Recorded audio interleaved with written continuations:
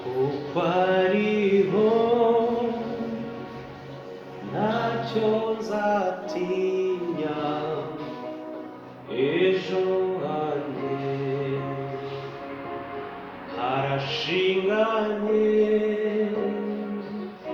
mu maboko ye mafitiye ubuzima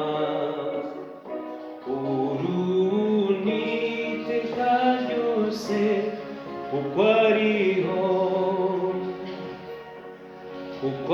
ariho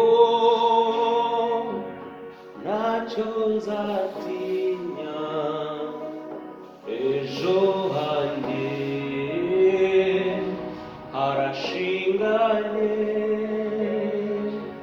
mu maboko ye mafitiye ubuzima uruniteka ryose kuko ariho.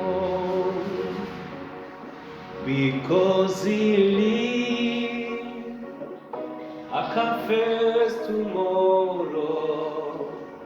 Because he lives, all fear is gone.